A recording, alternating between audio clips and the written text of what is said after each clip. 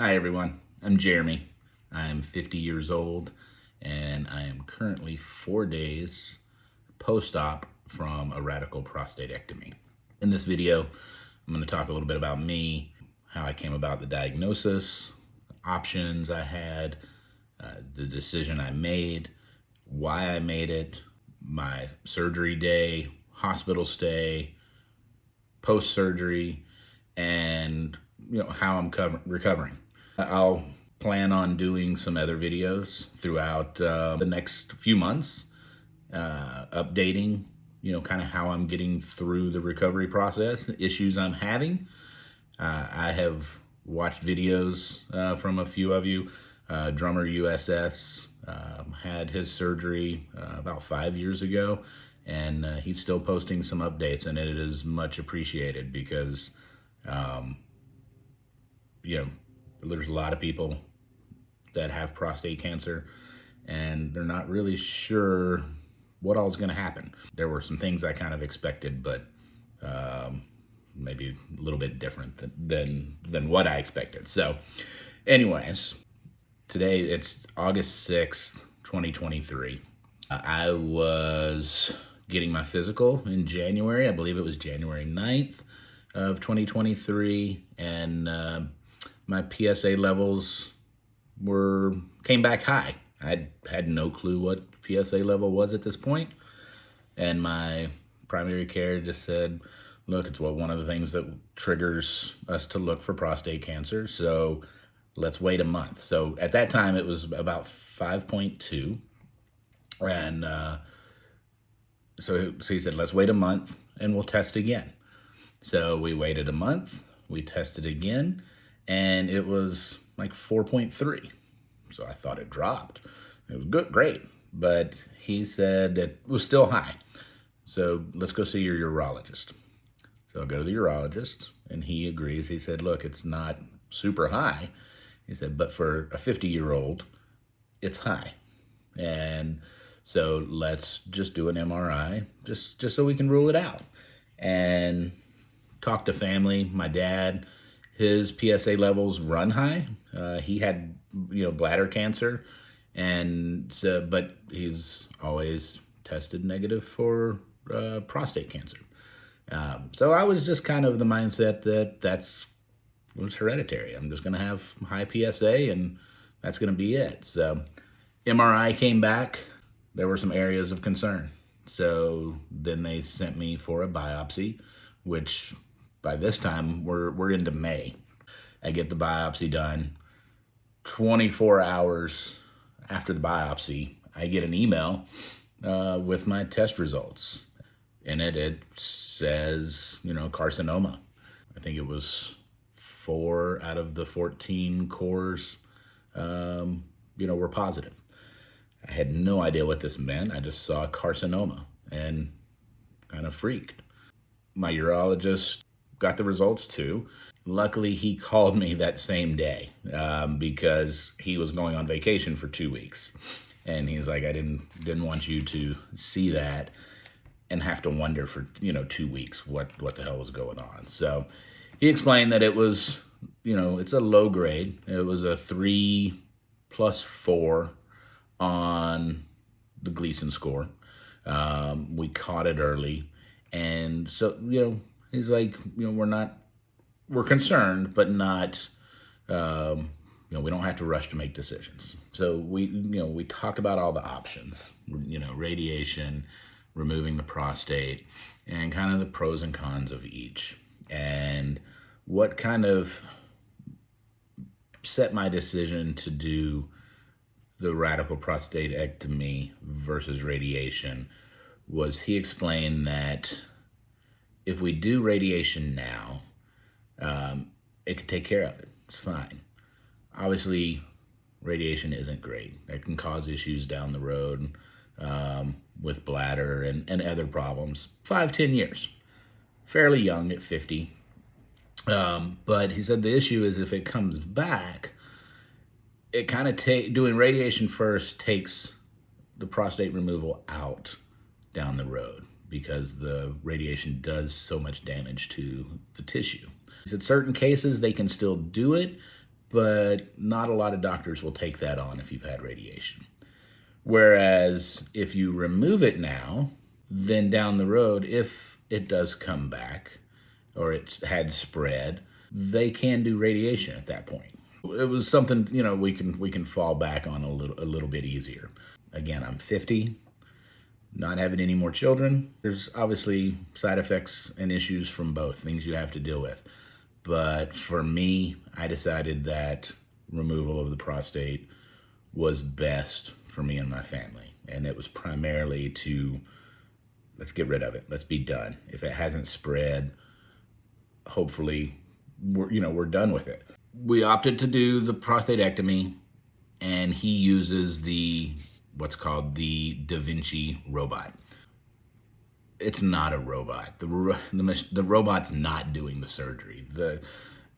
I've watched some videos of it, and I talked with my doctor. I mean, and it's more of a marketing thing by calling it a robot, but it's a remote control system that he's using. It's very similar to kind of a VR. Look it up. It's very cool. I mean, he puts his head down in a display that kind of covers and magnifies everything. There's arms that go in, through laparoscopic cuts that I'll show you in a little bit.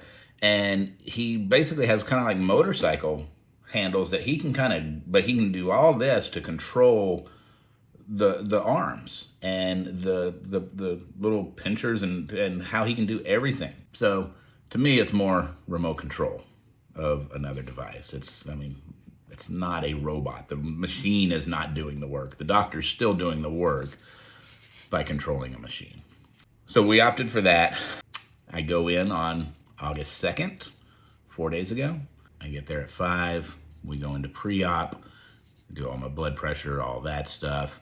They shave my stomach down. Just, not that I'm a hairy guy, but they get all the hair out. And then they said they were gonna send me for a nerve block, which basically they put shots around the stomach, and it was only supposed to help for post-surgery pain. There was an issue with some waiver that never got signed, so ultimately they did the nerve block in the operating room. So anesthesia came into pre-op. They gave me something, don't know what it was. She's like, basically, you'll feel drunk. And I remember getting rolled to the operating room. I saw the Da Vinci machine, and I saw the lights that I was gonna be under, and that was about all I remember. That was about 7:45 a.m. And I got out of surgery, it was about 11:15, like 3.5 hours, roughly. I was in a room, I was in recovery for about a half hour, or maybe an hour. And I think I was moved to a room at the hospital for, by 12:15, 12:30. The surgeon did ask me prior to me going into the OR, he's like, hey, do you want to go home today? I said, yeah.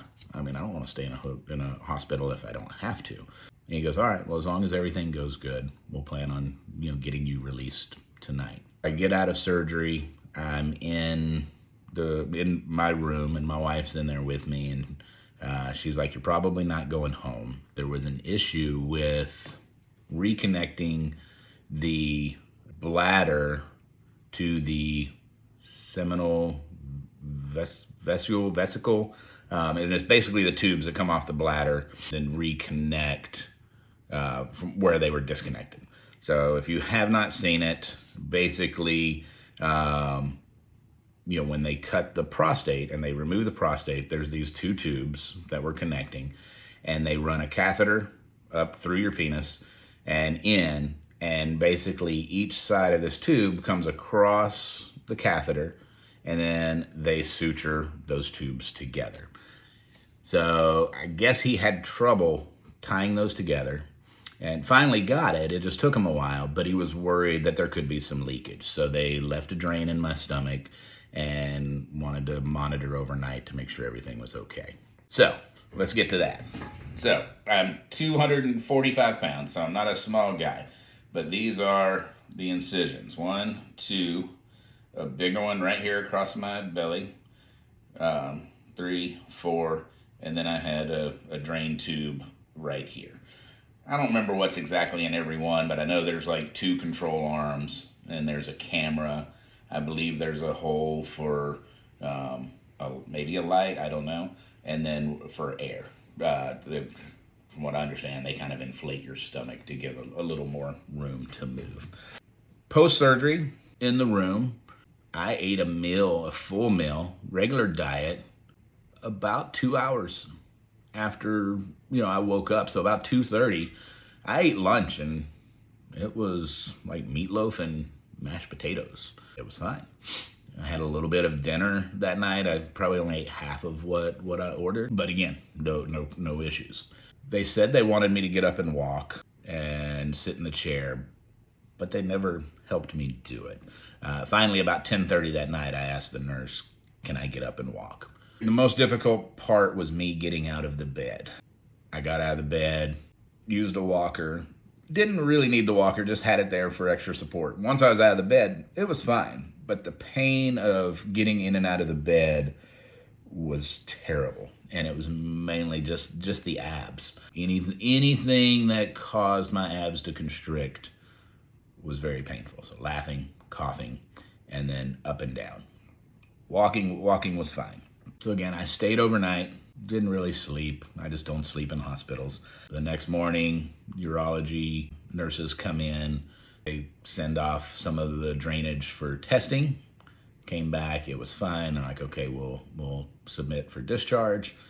And at this point, it's noon, and I didn't get out of there till 4:30. Again, very difficult to get out of the bed, but once I was up, it was fine. Get home, basically stand for about an hour, and I eat dinner with the family, and I stand for a little while, and then I'm like, okay, it's time for bed.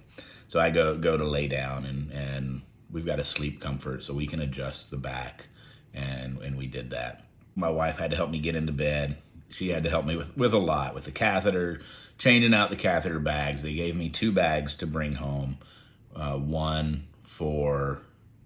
to sleep in that had a longer tube, so I've got it hangs into like this little trash can so it doesn't lay flat on the ground, and then another one that straps to my thigh during the day that I can walk around with, and it's just much easier. So Thursday night, Friday, my wife had to help me with everything. I took a shower on Friday morning. I was able to get in the shower. I was able to kind of wash myself and be fine. But she did have to help me, get my pants back on because I couldn't bend down enough, far enough. So she helped with all of that. So Friday, I spent most of the day just sitting in a chair. I found a good chair that had some good arms that kind of helped get in and out of, and still needed some assistance there. Pain pills, I only took them in the morning and at night. Friday morning, getting out of bed was the hardest thing. I was in some pain, so I took a pain pill then, and I think I took another Toradol at night, that evening, and then a hydrocodone when I went to bed. Saturday morning, I got up out of bed by myself. I was able to drain the catheter bag. I was able to switch the catheter bag. I got in the shower by myself, got dressed by myself, made it all Saturday with really no assistance needed. I left the house that morning with my wife and kids to watch my kids' baseball tryouts. So we were gone for about an hour. And I stood the whole time we were there, so I didn't have to worry about trying to sit and stand back up. And then came back home and sat in the chair for pretty much the rest of the day. So other than that, I've been pretty good. The catheter is the most uncomfortable piece. Just having that I constantly feel like I have to pee, even though it's draining. It's just that pressure from the tube in there. The other thing is, I don't have any leakage. I have no leakage during normal walking around or any of that. The only time I've had leakage is the first time I had a bowel movement, which was Saturday morning, and just that straining, it pushed some out. Talked to the doctor, all of that was normal. And that's happened in a second bowel movement as well. Pretty normal. Other than that, it's fine. I know there's gonna be leakage and some incontinence issues when I get the catheter out, but won't deal with that then. I have my follow-up with the urologist on Wednesday, which is 1 week post-op. And from what I'm told, they are gonna take out the catheter on that day. I have seen other videos where people have had their catheter in for 10 to 14 days. So curious, you know, I don't know if just something's changed and now they've established that 7 days is long enough for those stitches to heal. So hopefully we will get that out. At that point, they did say they would start working on like some low dose Cialis, and we'll start working on any sexual issues that, you know, we may have. Again, we won't know that. There'll be probably some incontinence issues I'll have to deal with, and some leakage, and, you know, being able to control that. But until the catheter's out, don't know how bad that's going to be. I had a little bit of issues with that in the past, so we'll see. As far as a little bit of leakage here and there, so we'll see how that goes. I will post more follow-ups. I'll do a follow-up Wednesday after they remove the catheter, and then I'll do a 2 week, 1 month, blah blah blah. We'll keep posting. Let you know how it's going. If you are going through this and have any questions, I will do my best to answer. At least tell you what I went through. Know a family member that is going through it, ask questions. I'll do what I can.